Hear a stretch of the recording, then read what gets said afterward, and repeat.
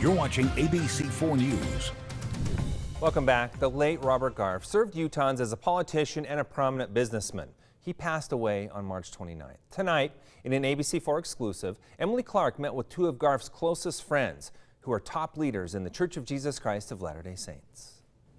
Robert Garff lived an incredibly full life. Automotive executive, University of Utah fan, philanthropist, but many would say his greatest loves were his family and his membership in the Church of Jesus Christ of Latter-day Saints. Tonight, President M. Russell Ballard and Elder Jeffrey R. Holland of the Quorum of the 12 Apostles remember their friend. He loves life. All about life was important to Bob. And part of the very deep part of his life was the church. President Ballard and Elder Holland shared memories with me of their friend Robert Garff, a dedicated and longtime member of the Church of Jesus Christ of Latter-day Saints. Garff began his service as a missionary in the England-London mission.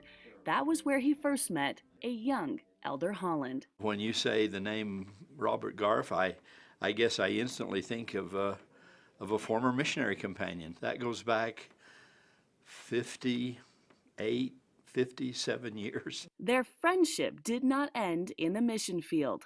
And I've known him and loved him for half a century since then. Robert Garff lived a life of service, filling many roles within the church. Bob's really done all the things that you can do in the church in the routine sense. He was a missionary. He came back to be a very young bishop in the church.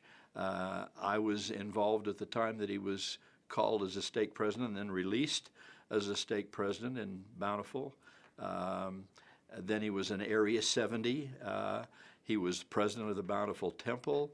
He was president of the Coventry Mission, Birmingham Mission in Great Britain. President Ballard has known the Garff family for quite some time, but their relationship became especially important when their families connected with the marriage of Ballard's son to Garff's daughter. And I have to brag, they've got 6 wonderful grandchildren, which both of their family and my family share together. Family and church, two of the greatest loves of Robert Garff's life, each filled with service, humble service.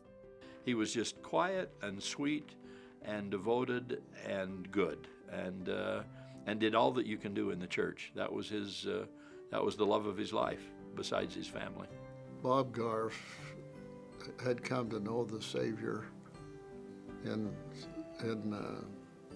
precious ways, and when someone has that experience, they just want to serve in any capacity.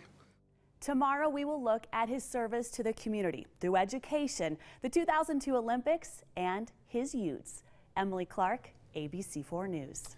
All right, thank you, Emily. In honor of Bob Garff, Governor Herbert ordering all flags to fly at half-staff tomorrow. And by the way, they will light the University of Utah's U in his honor as well.